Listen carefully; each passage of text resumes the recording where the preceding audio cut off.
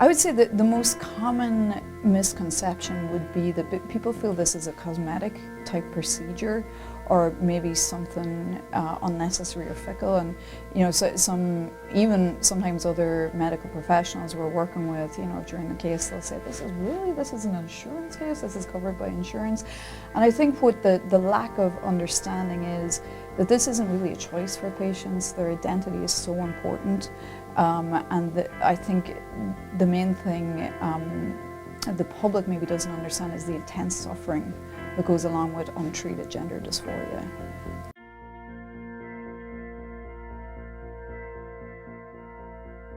There are lots of very well-qualified mental health professionals here in Indianapolis. Again, probably the best place to find them is online. They can really help a patient talk through their identity and what they're experiencing, and that's usually another very good place to start.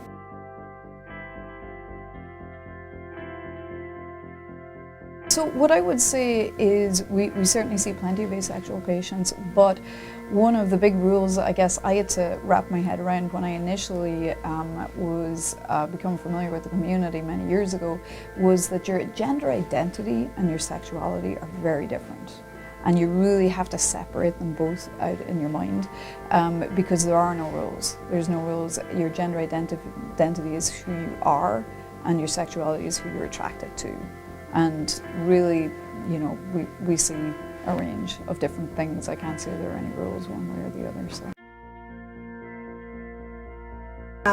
There's an entire spectrum of people who might go under the umbrella of gender diverse. Some people might use the word transgender.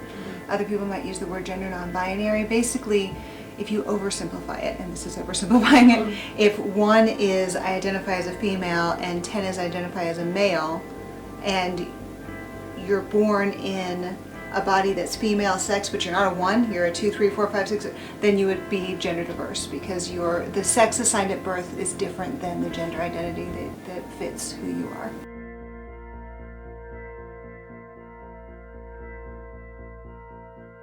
Some people's experience very much is feeling like they're in the wrong body. That's not everyone's experience, but for somebody who has the experience of I'm in the wrong body, when they look in the mirror or experience other people touching them maybe or whatever, it just feels wrong. It doesn't fit what feels like should be there.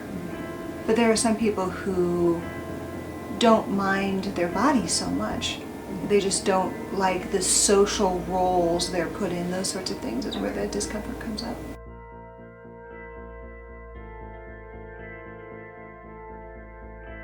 I think it's safer now than it used to be. It's not completely safe, obviously. There's still people who don't understand, and there are still people who are victims of violence because of this, but it's safer than it was 20 years ago. I think people sense that, and they're starting to feel more emboldened to come out and share their truth.